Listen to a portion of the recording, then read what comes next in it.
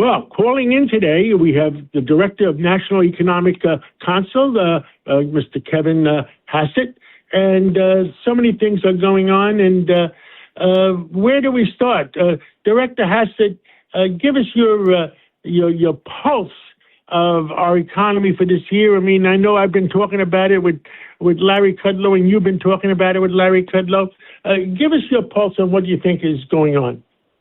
Yeah, well, I think that what's going on is that the positive momentum because of President Trump's policies is overwhelming the sort of temporary disruption of what's going on in the Persian Gulf. And, you don't have to believe me. You could just look at the numbers. If you add up the latest economic data to get like the aggregate, the gross domestic product number for the second quarter, then, the Atlanta Fed's telling us that it's going to be close to 4%.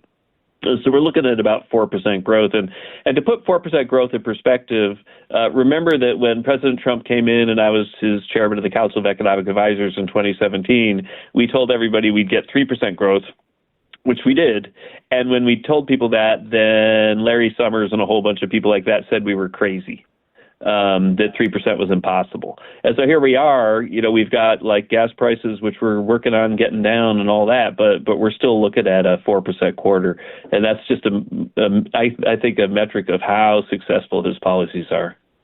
Well, if we get 4% growth and if we open up the Strait of Hormuz, in the near future, and the price of oil comes down dramatically, then there's no reason with a new Fed chair that we have that the interest rates come down, and then we'll have the best economic year we ever had. Yeah, we're already, looking like that's possible, even if the straits sort of continue to slog through. But there's just so much growth going out there. But I think you're right. And one of the things that I think is interesting, and I know, John, that you love to go into like the nuances of supply chain stuff. That's why your business has been so successful. But so if they open the straits, then the boats move about 300 nautical miles per day.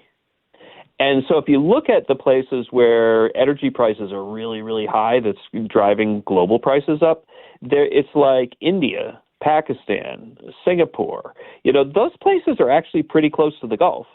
And their refineries are more or less turned down to almost nothing because they have no more oil. And that's why, jet fuel, diesel fuel, gasoline prices are through the roof. They're going to get oil within a few days once the straits are open. And I think that people really underestimate how fast energy prices can go down. Understood. I mean, yeah, I understand the president got upset when the Secretary of Energy said it was going to be 2027.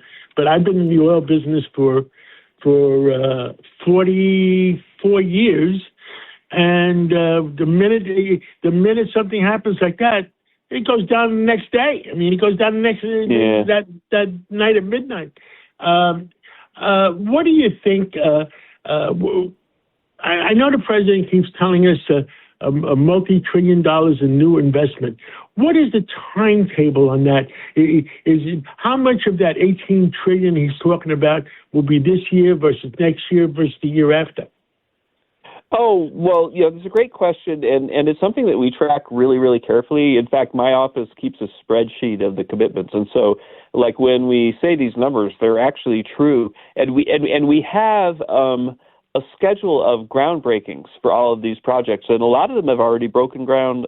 Some of them are breaking ground between now and the end of the year. I would say that the vast majority of the projects will have broken ground by December, and you're already seeing it show up in the numbers.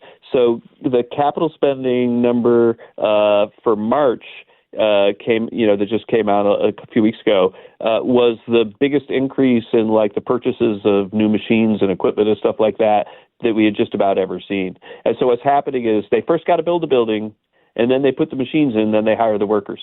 And so we've made so much progress getting the building built already that they're buying the machines now. So it's really not only that. Then we got our Small Business Administration come around. If they build a $1 billion building, you need small businesses to service around and all the employees of that new $1 billion building.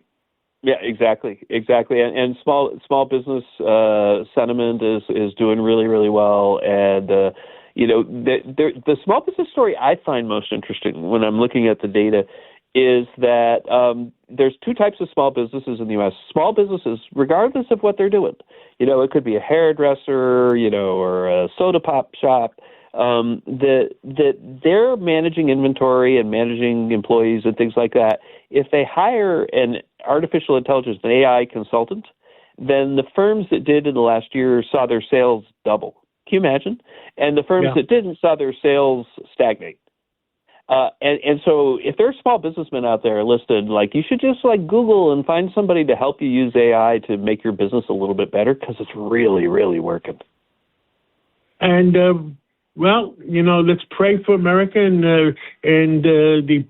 I would say the number one priority is that we continue in November. The November election has to go. All the houses have to go Republican, and the sun will shine for the rest of the century. Yeah. It's really true that the president's done so much good, and that the election is super important. The thing that gives me great hope is just that he's out there endorsing people left and right. He works harder every day than Joe Biden did in 4 years, and it seems like everybody endorses wins. So I'm very optimistic about the fall. Well, Director of National Economic Council, Kevin Hassett, thank you so much for everything you do, and thank you for coming on this Sunday, and we'll catch up again real soon. Thanks. It's a great honor to be here with you. Thank you so much.